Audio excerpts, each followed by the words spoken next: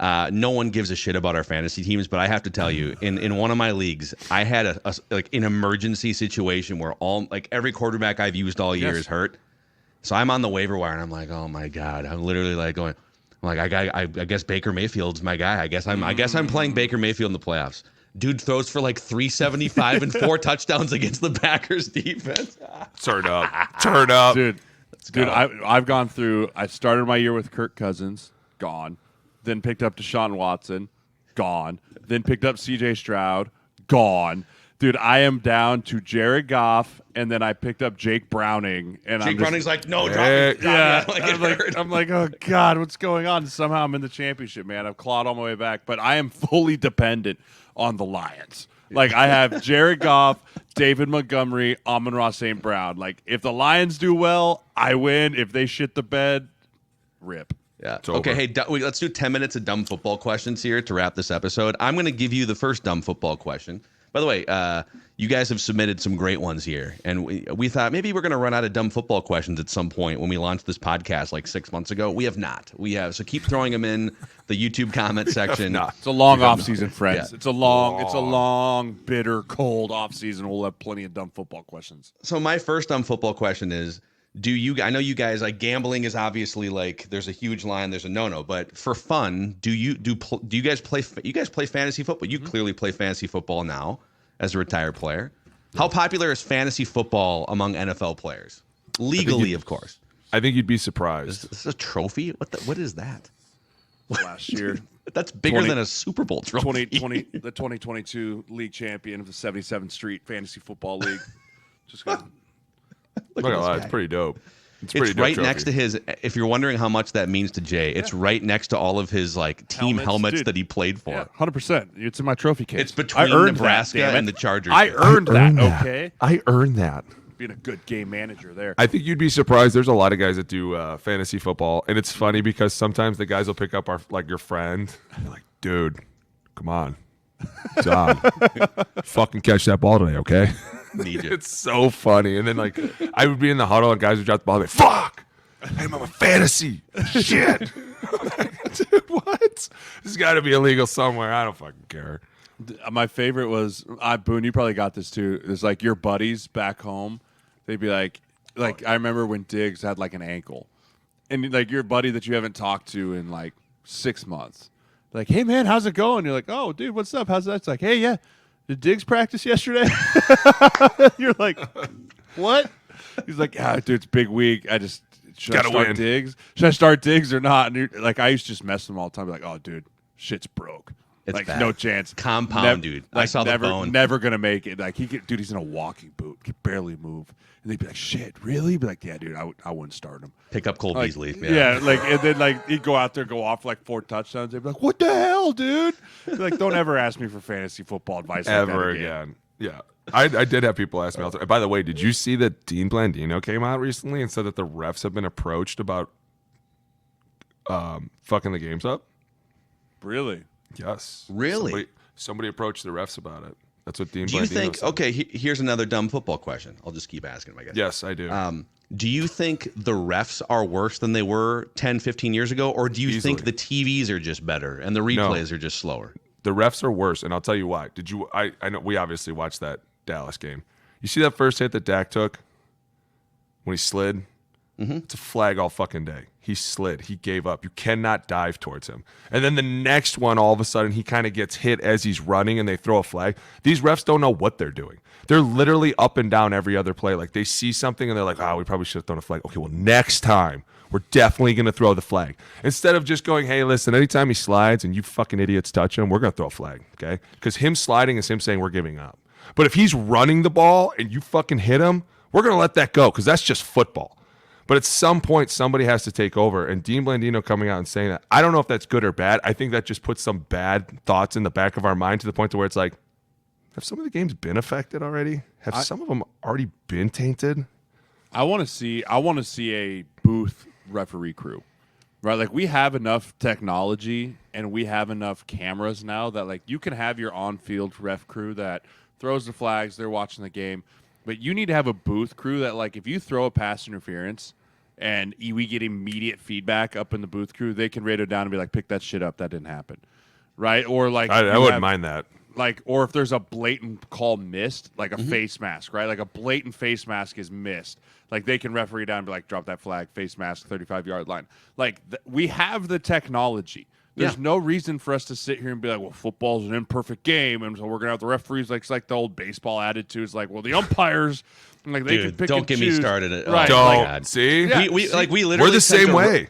Dude, we sent a rover to Mars like 10 or 20 years ago, and yet baseball is sitting here like, I don't know if we can adjust for the height of a batter with the electronic strike zones. Like we have self-driving semi-trucks, buddy. Yes, you We're can. fine. Yeah. Yes, you can. I'm sure we can get this done. But what Like, the worst was, remember when they tried to slow everything down and like all of a sudden the pass interference, they would show them to us. And I swear to God, the minute they were like, we're going to show everything, I remember thinking, this is bad. Because you guys don't realize how much they hold and grab each other downfield. Like they're constantly fighting. So now every flag, everyone's back and forth. Like, man, that could be both sides. I don't really know what's going on. Like Aikman was going in on the refs. I don't remember what game it was. He's like, what are they talking about? He's like, why are they gathering together? This is ruining the game. Like he was just like, they're over here just talking about everything. Like, no, he agrees because we have the technologies. Dude, just put 4 guys in a booth where all they do is have like their giant like command center where they're just watching everything. And if there's a penalty, review it very quickly and then decide if it's good or bad and then let the game continue to move on. Here's a general rule of thumb for all sports. Because I do feel like, listen, we're all at home literally watching in like 4K definition on 70-inch TVs. I was just quick side street for Purple Daily. We're doing for some of like the holiday episodes. We're doing like look backs at some of the Vikings. We're doing pie charts of blame and pie charts of praise for like the Super Bowl losses in the 70s and stuff. So we literally watched a game from like 1970, and they are blowing calls left and right because the game is happening, but you get the grainy footage on the replay. You're like, I don't know if the clock should be stopped, but no one cares. They just keep going. Yeah. And now it's like we have 14 replay angles and we can see, that guy's elbow hit in bounds. So here's the general rule of thumb. Whatever technology we have access to watch a game on our couches, give the officials of the sports the access. Yes. Like in baseball, dude, I don't know if you guys remember this, but like 10 or 12 years ago, the Detroit Tigers had a perfect game going. It was like one of the baseball's been around for 150 years. There's only been like 20 perfect games where like it's 27 up, 27 down. And the last batter of the game hits a ground ball and there's a play at first base. Kind of bang bang, but like you could even see with the naked eye, like the dude was out at first base. And the first base umpire goes, safe, to blow the perfect game. And 5 seconds later, we see 3 different replays that show, oh, no, he was out. But, well, the call has to stand because we don't have a system in place. So, like, wait, that guy gets death threats now for the next year? Because there should be an eye in the sky in football. If we can see it at home, let somebody see it. But it has to be in real time. You can't slow football down. That's not fun. Sure. The minute you start slowing it down and slow keep the play clock going. That's fine. But that's why I think this would be faster. Yeah, like, dude, I agree. The referee, they don't run over to the booth. No, that's the thing. They don't. That's so dumb. Some guys. How about there's still a guy holding the fucking TV? He's like, hey, is this okay? Can and you see it? Is like it's like a 13-inch laptop. He's literally holding it on his chest. He's like, can you see it? You got it. Okay.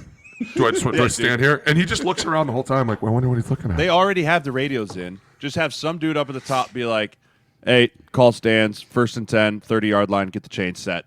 Yeah. And just move the ball. Thumbs up as you move, as you look down. Like, there's no reason for them to look at. Thanks, Ricky. Like, I don't think people understand when the refs are looking at that, like, in the box, they're not actually making a decision. They're just looking at what everyone's talking. They're like, all right, and he's just like, okay, just tell me what to do. Like, they're like, all right, bud, here's what's going to happen. You're going to set the ball here, and then he's like writing it on his little notepad. They're going to boo your ass for like, about a half you're going hour. to get booed, and he's like, God damn it, are you sure he wasn't in? Like, like I'm the one that's going to wear this. Son of a... okay, Stuart wants to know, we've heard the saying a lot on this show that this guy, this like wide receiver can get some candy from the O-line room if he has a nice block or whatever, right? So what candy and snacks are stocked in the offensive line meeting room? What's everyone's favorite snacks in the offensive line? So everyone has their own favorite snack, right? Like everyone, and it's the rookie's job to learn what everyone's favorite snack is, right? Some guy likes Oreos, another guy likes Skittles, another guy likes Starburst. Our rookies in Minnesota specifically, we made them We went to Home Depot and we bought one of those giant, like, black and yellow tubs, right? Like the big ones, like that have the locking mechanisms on them. Because we got to lock that shit or it gets stolen. And we told him, we go, fill it. He's like, what do you mean? I go, take it to the store and fill it.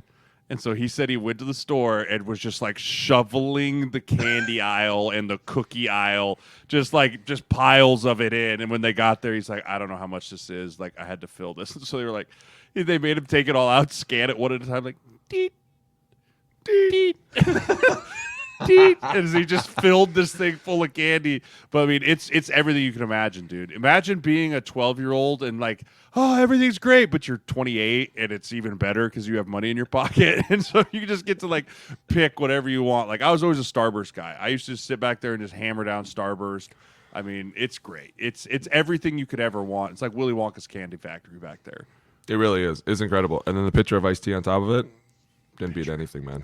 Wow. And then when I was in Frisco, I called Monster, and I had them send us Monsters all the time. So we had a big fridge in the corner, and it would be stacked with Monsters all the time. It was incredible, dude. It is fun because you can really just do whatever you want. And then remember when we used to make him go to Chick-fil-A, but he was supposed to be working out, and we all kind of knew, but we were like, he's an idiot. Who cares? Yeah. Every Friday morning, like we said at the beginning of the show, we had to meet early, of course, because we're linemen. And so the rookie always had to go get us Chick-fil-A. And we all had our own Chick-fil-A special have breakfast, or you just eat chicken sandwiches for breakfast? And we all had our own special order, right? Like, the problem was, go ahead. Joe Berger, I think Joe Berger was the one that was like, I want Polynesian sauce, and Polynesian sauce only. And so like one of the rookies brought him like a literal truckload of like Polynesian sauce. Like he like stacked it up in like a pyramid in front of his desk. Like it was just like this 18 Polynesian sauces because one day he forgot them. We find the shit out of them.